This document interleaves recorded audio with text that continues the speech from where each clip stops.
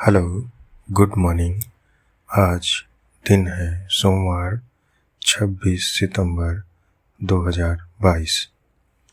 आज हम लोग पढ़ाई करेंगे लक्ष्मीकांत पॉलिटी की किताब से चौथा अध्याय संविधान की प्रस्तावना, प्रीएम्बल ऑफ द कॉन्स्टिट्यूशन।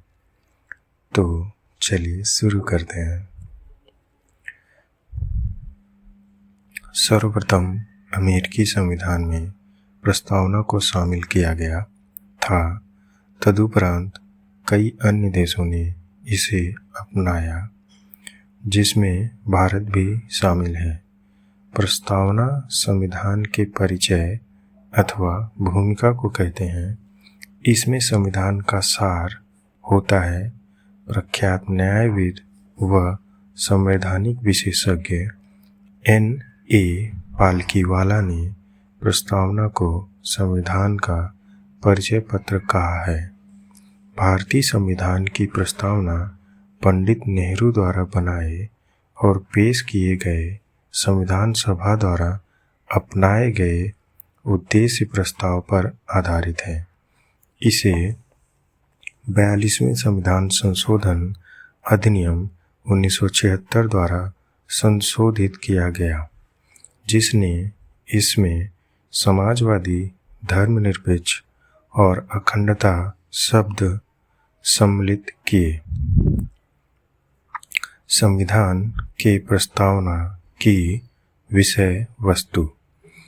अपने वर्तमान स्वरूप में प्रस्तावना को इस प्रकार पढ़ा जाता है। हम भारत के लोग भारत को एक संपूर्ण प्रभुत्व संपन्न, समाजवादी, धर्मनिरपेक्ष, लोकतांत्रिक गणराज्य बनाने के लिए और इसके समस्त नागरिकों को सामाजिक, आर्थिक और राजनीतिक न्याय, विचार, अभिव्यक्ति, धर्म, विश्वास व उपासना की स्वतंत्रता, प्रतिष्ठा और अवसर की समता प्राप्त कराने के लिए तथा व्यक्ति की गरिमा और राष्ट्र की एकता तथा अखंडता सुनिश्चित करने वाला बंधुत्व बढ़ाने के लिए दृढ़ संकल्पित होकर अपनी इस संविधान सभा में आज दिनांक 26 नवंबर 1949 को एतद द्वारा इस संविधान को अंगीकृत, अधिनियमित और आत्मार्पित करते हैं। प्रस्तावना के तत्व। प्रस्तावना में 4 मूल तत्व हैं। पहला, संविधान के अधिकार का स्रोत। प्रस्तावना कहती है कि संविधान भारत के लोगों से शक्ति अधिग्रहित करता है। दूसरा, भारत की प्रकृति। यह घोषणा करती है कि भारत एक संप्रभु, समाजवादी, धर्मनिरपेक्ष, लोकतांत्रिक व गणतांत्रिक राज्य व्यवस्था वाला देश है। तीसरा, संविधान के उद्देश्य। इसके अनुसार न्याय, स्वतंत्रता, समता व बंधुत्व संविधान के उद्देश्य हैं। चौथा, संविधान लागू होने की तिथि। यह नवंबर 26, 1949 की तिथि का उल्लेख करती है। प्रस्तावना में मुख्य शब्द। प्रस्तावना में कुछ मुख्य शब्दों का उल्लेख किया गया है।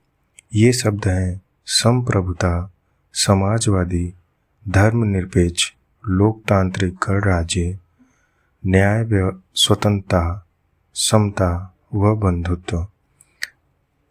पहला, संप्रभुता। संप्रभु शब्द का आशय है कि भारत न तो किसी अन्य देश पर निर्भर है और न ही किसी अन्य देश का डोमिनियन है। इसके ऊपर और कोई शक्ति नहीं है और यह अपने मामलों का नितारण करने के लिए स्वतंत्र है।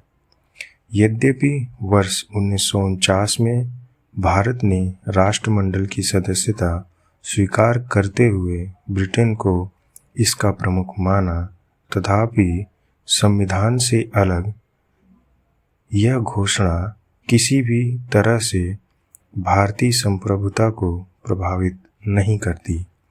इसी प्रकार भारत की संयुक्त राष्ट्र में सदस्यता उसकी संप्रभुता को किसी मायने में सीमित नहीं करती। एक संप्रभु राज्य होने के नाते भारत किसी विदेशी सीमा अधिग्रहण अथवा किसी अन्य देश के पक्ष में अपनी सीमा के किसी हिस्से पर से दावा छोड़ सकता है। दूसरा, समाजवादी। वर्ष 1976 के 42वें संविधान संशोधन से पहले भी भारत के संविधान में नीति निर्देशक सिद्धांतों के रूप में समाजवादी लक्षण मौजूद थे। दूसरे शब्दों में, जो बात पहले संविधान में अंतर्निहित थी उसे स्पष्ट रूप से जोड़ दिया गया और फिर कांग्रेस पार्टी ने समाजवादी स्वरूप को स्थापित करने के लिए 1955 में आबादी सत्र में एक प्रस्ताव पारित कर उसके अनुसार कार्य किया। यह बात ध्यान देने योग्य है कि भारतीय समाजवाद लोकतांत्रिक समाजवाद है, न कि साम्यवादी समाजवाद, जिसे राज्याश्रित समाजवाद भी कहा जाता है, जिसमें उत्पादन और वितरण के सभी साधनों का राष्ट्रीयकरण और निजी संपत्तियों का उन्मूलन शामिल है। लोकतांत्रिक समाजवाद मिश्रित अर्थव्यवस्था में आस्था रखता है, जहां सार्वजनिक व निजी क्षेत्र साथ साथ मौजूद रहते हैं। जैसा कि सर्वोच्च न्यायालय कहता है, लोकतांत्रिक समाजवाद का उद्देश्य गरीबी, उपेक्षा, बीमारी व अवसर की असमानता को समाप्त करना है। भारतीय समाजवाद मार्क्सवाद और गांधीवाद का मिलाजुला रूप है, जिसमें गांधीवादी समाजवाद की ओर ज़्यादा झुकाव है।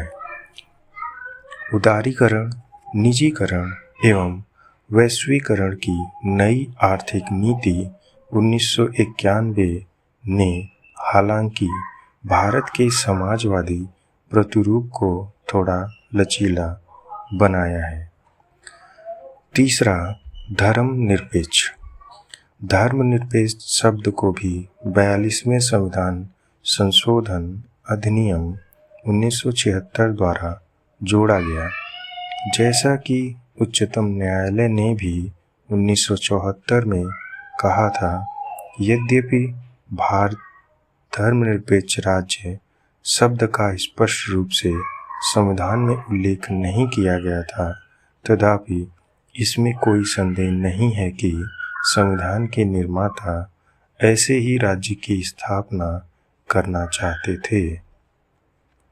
इसीलिए संविधान में अनुच्छेद 25 से 28 धार्मिक स्वतंत्रता का अधिकार जोड़े गए। भारतीय संविधान में धर्मनिरपेक्षता की सभी अवधारणाएं विद्यमान हैं, अर्थात हमारे देश में सभी धर्म समान हैं और उन्हें सरकार के समान समर्थन प्राप्त है। चौथा, लोकतांत्रिक। संविधान की प्रस्तावना में एक लोकतांत्रिक राजस्व राज्य व्यवस्था की परिकल्पना की गई है। यह प्रचलित संप्रभुता के सिद्धांत पर आधारित है, अर्थात सर्वोच्च शक्ति जनता के हाथ में हो। लोकतंत्र दो प्रकार का होता है, पहला प्रत्यक्ष व दूसरा अप्रत्यक्ष। प्रत्यक्ष लोकतंत्र में लोग अपनी शक्ति का इस्तेमाल प्रत्यक्ष रूप से करते हैं, जैसे स्विट्जरलैंड।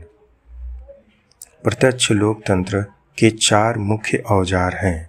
पहला, परिप्रेक्ष्य दूसरा पहल, तीसरा प्रत्यावर्तन या प्रत्याशी को वापस बुलाना और चौथा जनमत संग्रह।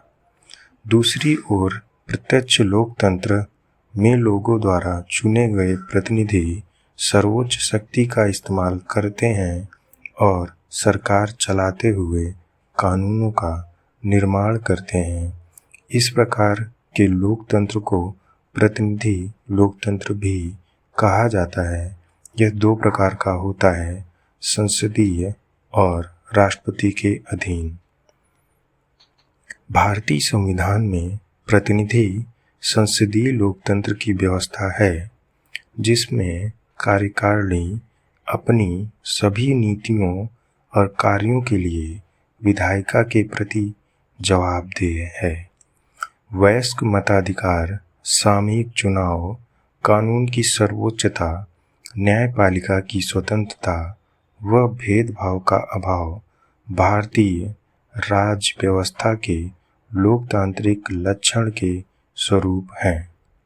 संविधान की प्रस्तावना में लोकतांत्रिक शब्द का इस्तेमाल बृहद रूप में किया गया है, जिसमें न केवल राजनीतिक लोकतंत्र बल्कि सामाजिक व आर्थिक लोकतंत्र को भी शामिल किया गया है।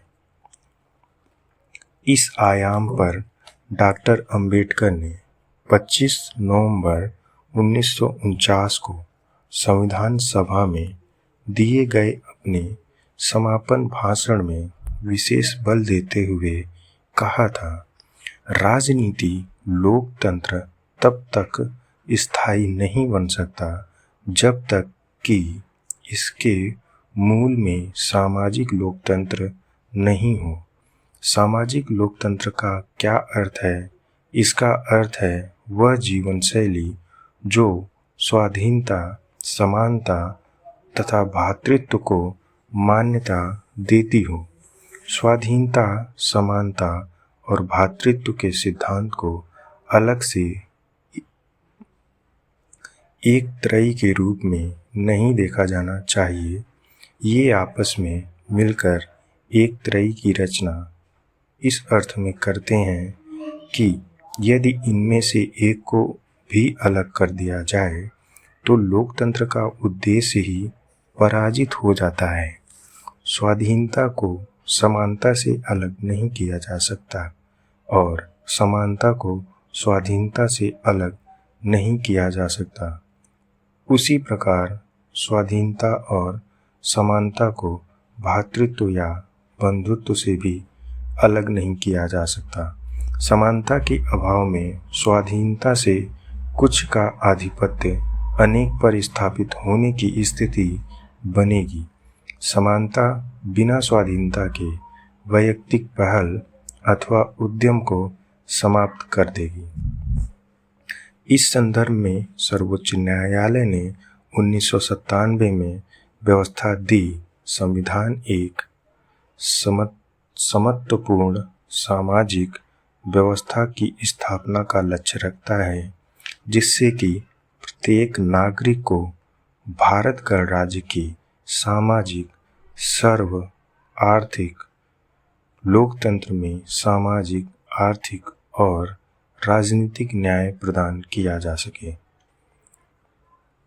पांचवा, गणतंत्र। एक लोकतांत्रिक राज्य व्यवस्था को दो वर्गों में बांटा जा सकता है, राजशाही और गणतंत्र। राजशाही व्यवस्था में राज्य का प्रमुख उत्तराधिकारिता के माध्यम से पद पर आसीन होता है, जैसा कि ब्रिटेन में। वहीं गणतंत्र में राज्य प्रमुख हमेशा प्रत्यक्ष अथवा अप्रत्यक्ष रूप से एक निश्चित समय के लिए चुनकर आता है, जैसे अमेरिका। इसीलिए भारतीय संविधान की प्रस्तावना में गणतंत्र का अर्थ यह है कि भारत का प्रमुख अर्थात राष्ट्रपति चुनाव के जरिए सत्ता में आता है। उसका चुनाव 5 वर्ष के लिए अप्रत्यक्ष रूप से किया जाता है। गणतंत्र के अर्थ में दो और बातें शामिल हैं। पहली यह है कि राजनैतिक संप्रभुता किसी एक व्यक्ति जैसे राजा के हाथ में होने के बजाय लोगों के हाथ में होती है, और दूसरी किसी भी विशेषाधिकार प्राप्त वर्ग की अनुपस्थिति। इसीलिए हर सार्वजनिक कार्यालय बगैर किसी भेदभाव के प्रत्येक नागरिक के लिए खुला होगा। छठा, न्याय। प्रस्तावना में न्याय 3 भिन्न रूपों में शामिल है। पहला सामाजिक, दूसरा आर्थिक, तीसरा राजनीतिक। सामाजिक न्याय का अर्थ है हर व्यक्ति के साथ जाति, रंग, धर्म, लिंग के आधार पर बिना भेदभाव किए समान व्यवहार। इसका मतलब है समाज में किसी वर्ग विशेष के लिए विशेषाधिकारों की अनुपस्थिति अथवा अनुसूचित जाति, जनजाति, अन्य पिछड़े वर्ग तथा महिलाओं की स्थिति में सुधार। आर्थिक न्याय का अर्थ है कि आर्थिक कारणों के आधार पर किसी भी व्यक्ति से भेदभाव नहीं किया जाएगा। इसमें संपदा, आय व संपत्ति की असमानता को दूर करना भी शामिल है। सामाजिक न्याय और आर्थिक न्याय का मिला जुला रूप अनुपाती न्याय को परिलक्षित करता है। राजनीतिक न्याय का अर्थ है कि हर व्यक्ति को समान राजनीतिक अधिकार प्राप्त होंगे, चाहे वो राजनीतिक दफ्तरों में प्रवेश की बात हो अथवा अपनी बात सरकार तक पहुंचाने का अधिकार। सामाजिक, आर्थिक व राजनीतिक न्याय के इन तत्वों को 1917 की रूसी क्रांति से लिया गया है। सातवां, स्वतंत्रता। स्वतंत्रता का अर्थ है लोगों की गतिविधियों पर किसी प्रकार की रोक टोक की अनुपस्थिति तथा साथ ही व्यक्ति के विकास के लिए अवसर प्रदान करना। प्रस्तावना हर व्यक्ति के लिए मौलिक अधिकारों के जरिए अभिव्यक्ति, विश्वास, धर्म और उपासना की स्वतंत्रता सुरक्षा करती है। इनके हनन के मामले में कानून का दरवाजा खटखटाया जा सकता है। जैसा कि प्रस्तावना में कहा गया है कि भारतीय लोकतांत्रिक व्यवस्था को सफलतापूर्वक चलाने के लिए स्वतंत्रता परम आवश्यक है। हालांकि स्वतंत्रता का अभिप्राय यह नहीं है कि हर व्यक्ति को कुछ भी करने का लाइसेंस मिल गया हो। स्वतंत्रता के अधिकार का इस्तेमाल संविधान में लिखी सीमाओं के भीतर ही किया जा सकता है। संक्षेप में कहा जाए तो प्रस्तावना में प्रदत्त स्वतंत्रता एवं मौलिक अधिकार शर्त रहित नहीं है। हमारी प्रस्तावना में स्वतंत्रता, समता और बंधुत्व के आदर्श फ्रांस की क्रांति 1789 से 1799 से लिया गया है। आठवां, समता। समता समाज के किसी भी वर्ग के लिए विशेषाधिकार की अनुपस्थिति और बिना किसी भेदभाव के हर व्यक्ति को समान अवसर प्रदान करने का उपबंध है। भारतीय संविधान की प्रस्तावना हर नागरिक को स्थिति और अवसर की समता प्रदान करती है। इस उपबंध में समता के 3 आयाम शामिल हैं। पहला नागरिक, दूसरा राजनीतिक, तीसरा आर्थिक। मौलिक अधिकारों पर निम्न प्रावधान नागरिक समता को सुनिश्चित करते हैं। पहला, विधि के समक्ष समता, अनुच्छेद 14। दूसरा, धर्म, जाति, लिंग या जन्म स्थान के आधार पर मूल वंश निषेध, अनुच्छेद 15। तीसरा, लोक नियोजन के विषय में अवसर की समता, अनुच्छेद 16। चौथा, अस्पृश्यता का अंत, अनुच्छेद 17।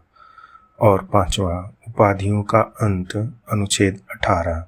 संविधान में 2 ऐसे उपबंध हैं जो राजनीतिक समता को सुनिश्चित करते प्रतीत होते हैं। प्रथम है कि धर्म, जाति, लिंग अथवा वर्ग के आधार पर किसी व्यक्ति को मतदाता सूची में शामिल होने के अयोग्य करार नहीं दिया जाएगा।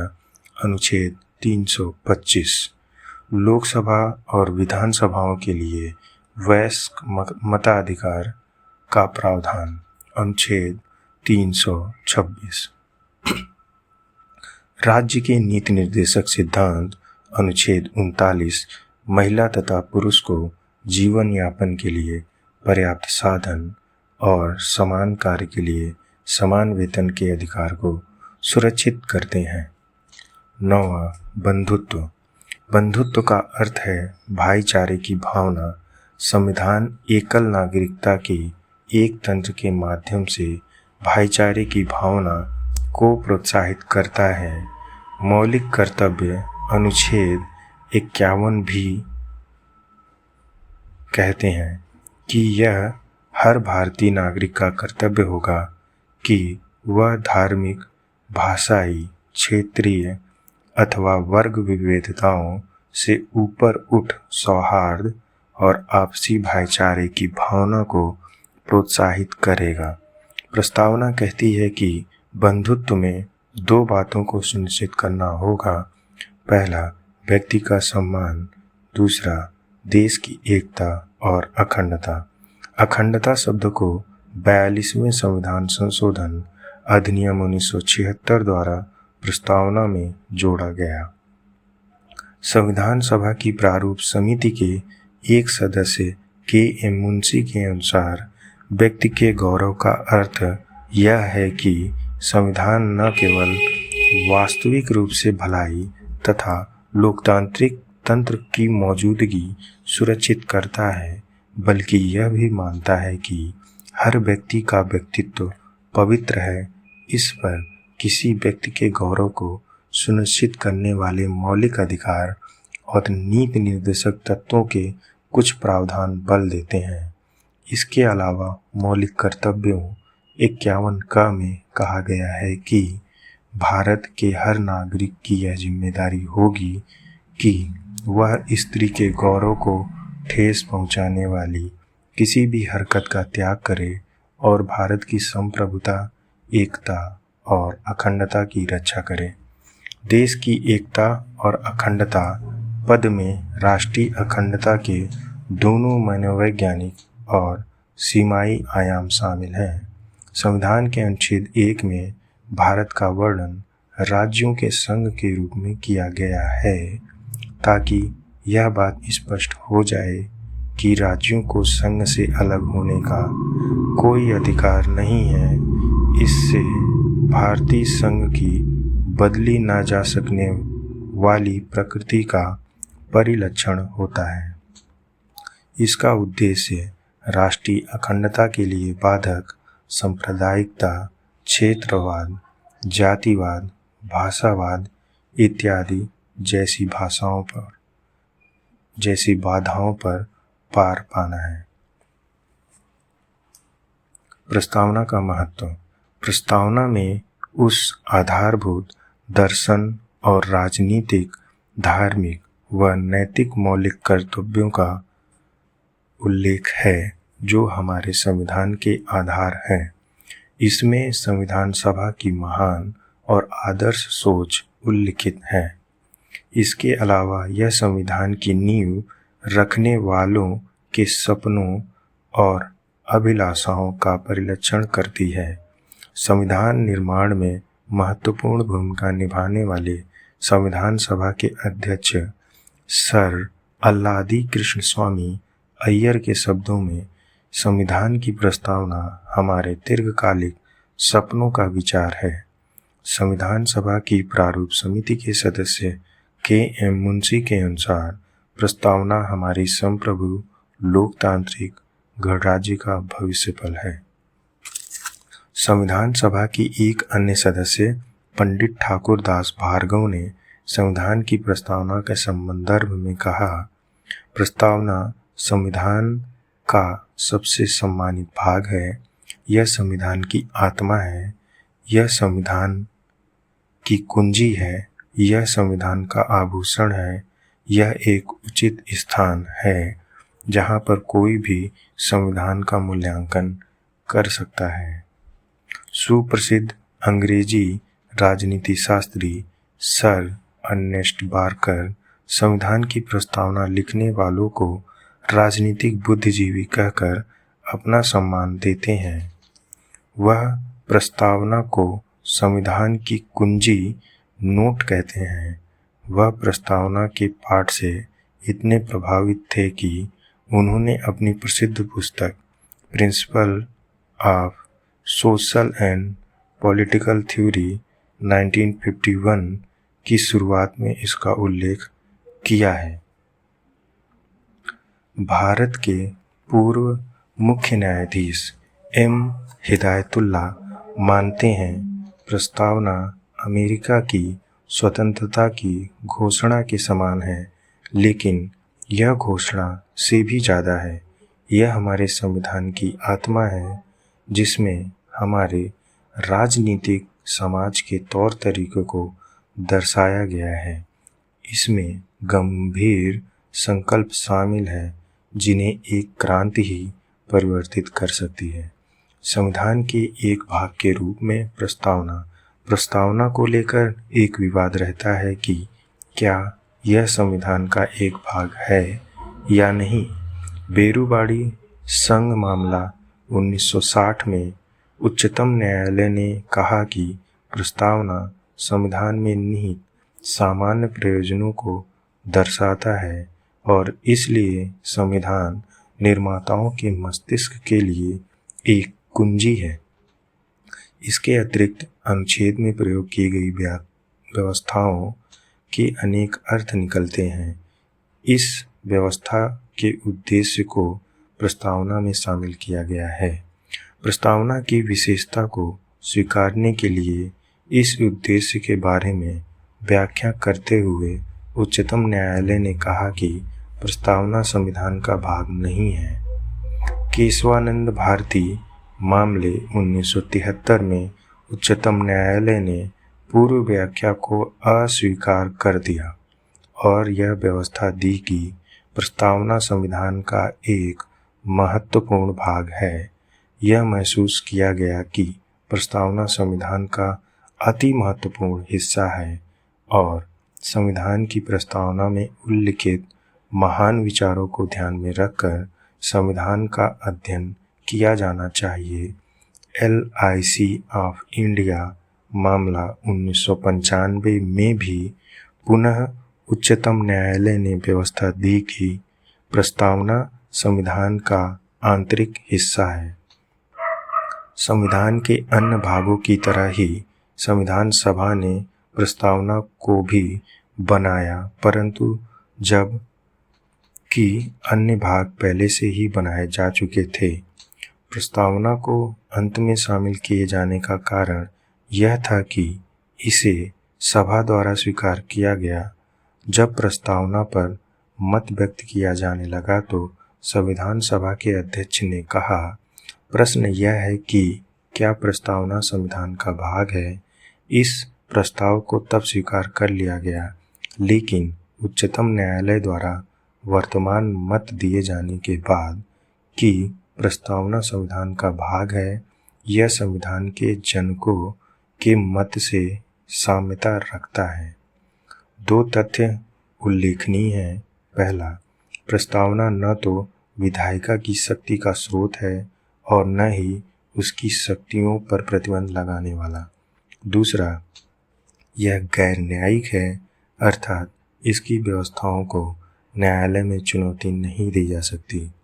प्रस्तावना में संशोधन की संभावना।